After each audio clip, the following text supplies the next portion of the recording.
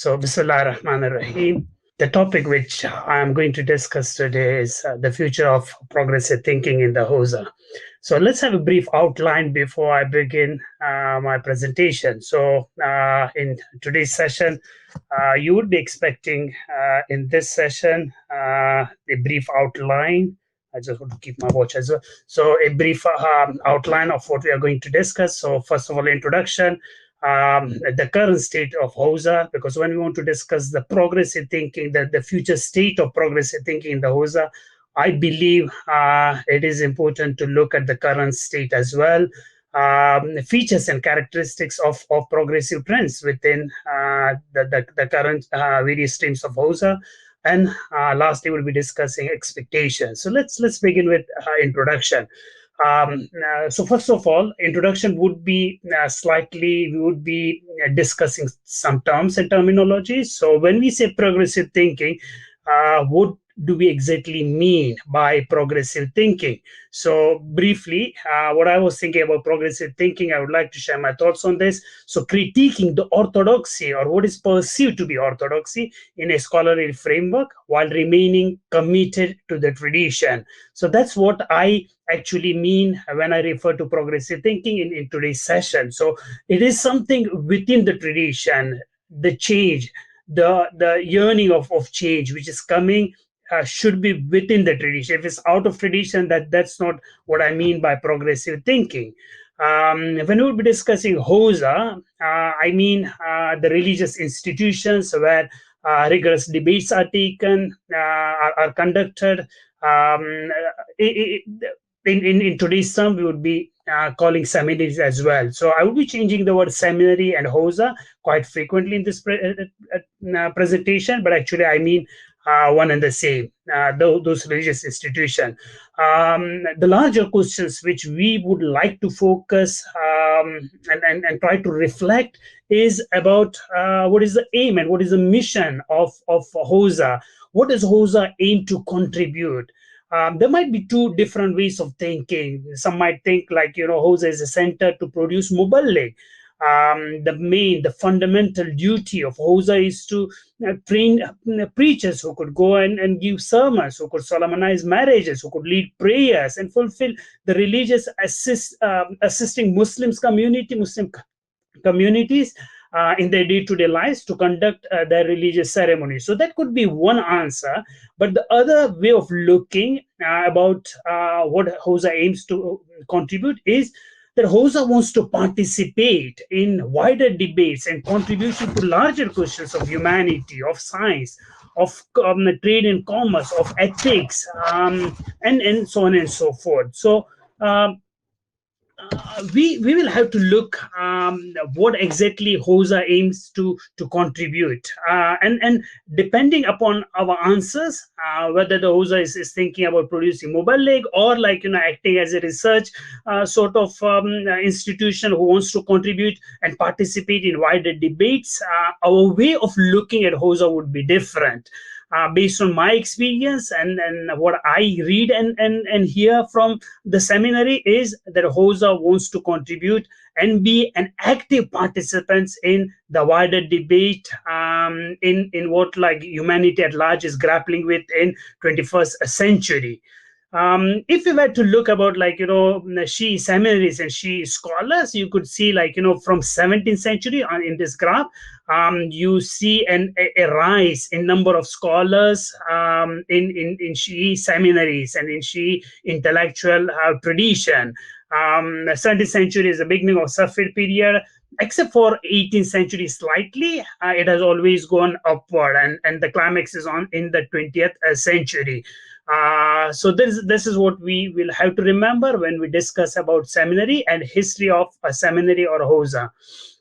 Let's begin with, after this introduction, let's begin about discussing the current state.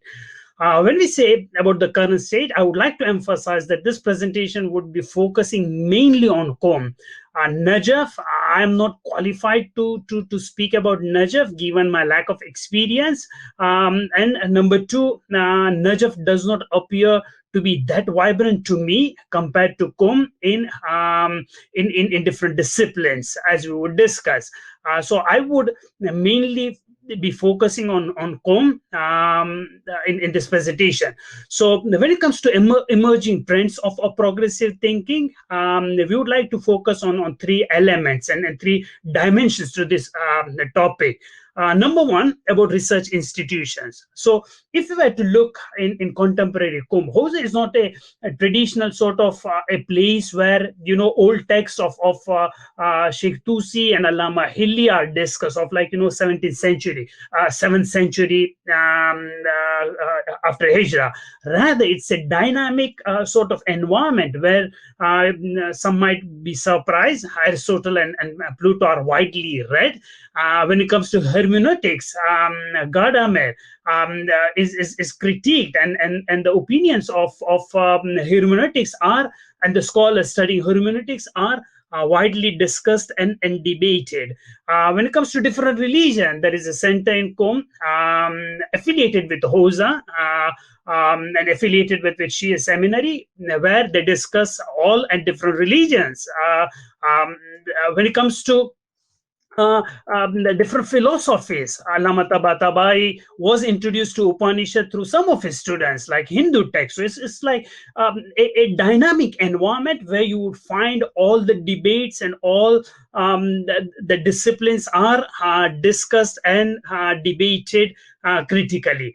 When it comes to discipline, Hawza is no longer a place where traditional fiqh is studied. Rather, fiqh has been divided into various substreams. Like, in today's Hawza, it's not just like, the ruling of prayers. Rather, you have fiqh al-tarbiyah, like, the fiqh which is related to upbringing, fiqh al-iqtisad, the science and the jurisprudence of economy. Before that, like Shaykh Sadr is a falsafatuna, iqtisaduna. So all these disciplines which are emerging are a result of those emerging trends of progressive thinking in modern Hawza and contemporary Hawza. When it comes to leading scholars, let me mention some of the scholars, because I see Ayatullah Saanei not as an isolated example, as we have discussed in various presentations, throughout various presentations. The Ayatullah Saanei needs to be seen in a series of scholars who have contributed widely to this progressive thinking and progressive ideas. So let's take names of a few of the scholars. We won't get into the details of their opinion, because partly they have already been discussed in today's this online conference. So first we will look at like late Ayatollah Fadlullah. I have been very selective in taking names about like progressive thinkers in contemporary Hawza. But let's take it some representative examples. So Ayatollah Fadlullah was a leading scholar, studied in Najaf, then in Lebanon, one of the bastions of progressive thinking as far as Hawza studies is concerned. We have late Ayatullah Saanei. Ayatullah Saanei comes from that background. Again, I won't necessarily, I know I would be disappointing some of the listeners and some of the viewers, but Ayatullah Saanei is not among those leading scholars from the progressive thinking, because if we were to classify, we have like top-notch tier of like scholars like so Ayatollah Wahid Khorasani, Ayatollah Shubiri Zanjani, not grouping them into progressive scholars. What I mean to say that in seminary there is a top layer of like scholars who have contributed to traditional thinking and to orthodoxy immensely, teaching from last 60-70 years. Ayatollah Saanei would not fit, and I want to be very clear, he won't be fitting in that top one tier scholar. But I would frankly say that we don't have any progressive thinker scholars and mujtahidin in that first top tier layer. So Ayatollah Saanei would be coming in a second tier of scholars, of contemporary scholars.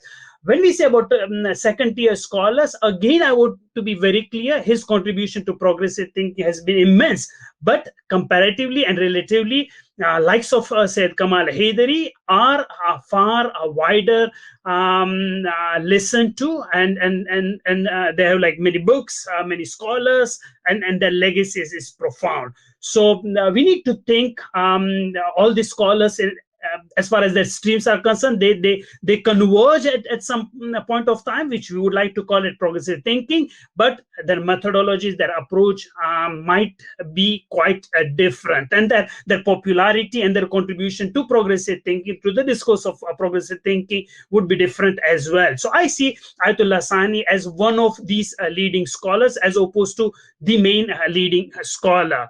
We have late Ayatullah Sadiki Tehrani, whose progressive thinking was completely based on Quranic principles and Quranic approaches, likes of what we would see in Egypt and somehow, like, in Indian subcontinent, we would like to call them Quraniyun or Quranists. We have Ayatollah Ibrahim Jannati. So, for example, Ayatollah Ibrahim Jannati is far radical, quote unquote radical, in terms of the fatawas compared to late Ayatollah Saanei. But simply for the fact, because Ayatullah Saanei had that political affiliation with certain groups right from the beginning of revolution, and being a public figure, his popularity is wider. Otherwise, like Ayatollah Ibrahim Jannati, if we were to look at his fatwa, they are quite revolutionary compared to Ayatollah Saanei. Shaykh Kamal Haidari, we all know his name and his popularity. He's one of those leading scholars who is defining, and based on sort of my readings, he is coming up with a framework which is very consistent in his articulation, as well as, like, in the derivation of fatwa, and is quite challenging upfront in what he believes and what he's researching on. We have Sheikh Haidar Hubbullah, emerging scholar, again from Lebanon, likely like Said Kamal Haidari, discussing and pushing the boundaries and contributing to the progressive thinking of the Hawza. We have Sheikh Surush Mahallati, again one of the leading scholar, the second generation of Ayatullah Saanei, but immensely contributing to progressive thinking in the Hawza. So that's the current state. Let's think about, like, what is the backlash. I mean, this is the current state. We have named the scholars, we know some of their ideas, we have discussed today. So where the resistance come? Because when we want to discuss about the future state and the future of progressive thinking, it would be vital to see where are the obstacles. So again, what I'm reading and what I'm hearing from the Hawza, and based on my experience, I think the resistance to progressive thinking comes from three different ideas. So number one, the idea is, like, Hawza tradition has a long-lasting traditions of deference to elders, to seniors, to previous scholars, to early, to classical, to pre-modern scholars. There is a sense of respect, which at times it prevents them from critiquing. So likes of Said Kamal Haidari, likes of Ayatullah Saanei, when they come up with these modern ideas, or what we might call progressive thoughts, the traditional, the orthodoxy would see is as a sign of disrespect, irrespective of that being true or not. That's a secondary question, but this is widely seen. So when there is a sense of deference to early scholars, critiquing them is a big challenge. So that is the challenge which the progressive thinkers in today's Hawza, they face a lot. The second dimension is, like, traditional school comes from the background of preserving the divine text, the letter of law. There is a legacy of, like, 260 years of traditions, what imams have stated, what imams have preached, which is in the form of, like, riwayat and narration. So those divine texts, when it's text, I mean, the letter of law, that has been considered as sacred, as something which is divine, which is untouchable. So when someone pushes the boundaries, when someone tries to read between the lines or goes beyond the text, that is something, a no-go area for traditional scholars. So that is one of the obstacles which progressive thinkers faces in today's Hawza, in contemporary Shi'i seminaries. The third element which comes from the traditional school is a fear of solidification, fear of westernization. For example, likes of Sayyid Kamal Haidari, when they push the boundaries and try to argue against the Gulati beliefs, or like, some of the things which he might think is inconsistent with overall ethos of Islam and Islamic principles, and might be closer to Sunni reading of Islam. That would be again a no-go area, simply for the fact because traditional camp would think that Shiites should not be Sunnified, right? Because if that plot is lost, there is a risk of getting closer to different groups. So that is something which I think it's an obstacle, and there is a resistance resistance to progressive thinking from traditional school of thought. And besides Sunnification, we should be thinking about westernization, because when it comes to progressive thinking, they might like to have their ideas aligned with humanity at large, like different discourses which are debated and discussed and critiqued in academia, in universities, in political platforms, and they want to participate in that, and for that reason they might be reading, they might be influenced, by the way, it's not a negative word. What I'm saying is, like, it's always give and take. So that is something again considered to be an obstacle for progressive thinking when it comes to their research. Let's think what Rasul Jafri, again one of the leading scholar, although he does not claim to be an expert in law and legal theories, or like fiqh in general. Rather, he's a celebrated historian and an accomplished scholar. He says, and I'm just quoting from one of his articles in 2012, he says, our current situation is similar to the end of the Safed period. We have no choice but to change. So that is something he is feeling and he's anxious about, like, he's demanding for some change. So what next? What we think about the future of the progressive thinkers? And I just like, less than 4 minutes left. So first of all, Quranic centricity. So the progressive thinkers would always like to think, like, Quran is not just, we shouldn't be diluting Quran within 500 words, because when it comes to legal scholars, when it comes to fuqaha, mujtahideen, ayatullahs, they would claim that, Quranic verses related to fiqh are just approx like 500 less or more, not more than that. Whereas progressive thinkers would be thinking far beyond that. They would think, like, entire Ayatullah Hadi Marifat, in one of his works, he mentions, like, Quran should not be diluted, even when it comes to the discipline of fiqh, shouldn't be diluted to 400 verses. Rather, the entire Quran could be studied and looked at it from a fiqh and legal angles. How to do it is completely different topic. Qawaid fiqhiyah, so some of the material Dr. Gurdazi has already discussed. The aim of the progressive thinkers and what they want to contribute is, like, we can't have new material discussed with old techniques. I appreciate, like, always Shiism has been adliya and what we have discussed today, still there is a hope that from current discourses we could still elevate fiqh to reach to the next level. But the progressive thinkers would say, like, we need to design and devise new forms of maxims based on which we could be we could have a more free hand to derive different rules and things. So what Mikdad discussed, just like, in previous presentation, definitely there is a room of working with the material which is in our hand, at our disposal, but new material needs to be devised and researched. So how to go forward, as the progressive thinkers would like to contribute, is, like, we have individual reports through which we would be working. But when it comes to al-qawaid al-fiqhiyya, legal maxim, are not like, isolated individual report.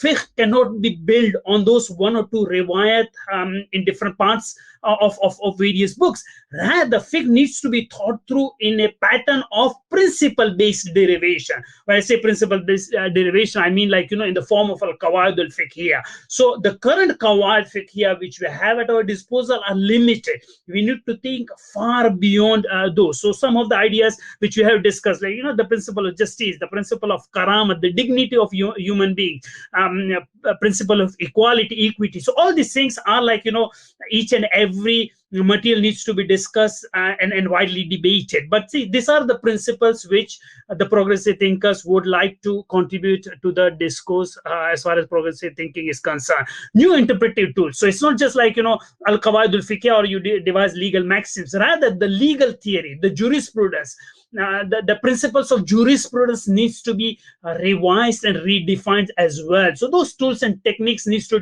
be developed. So for example, like, the traditional fiqh goes as far as the riwayat are concerned. So you take one hadith from Al-Kafi or from any other book, you give your fatwa and your opinion based on that particular riwayat.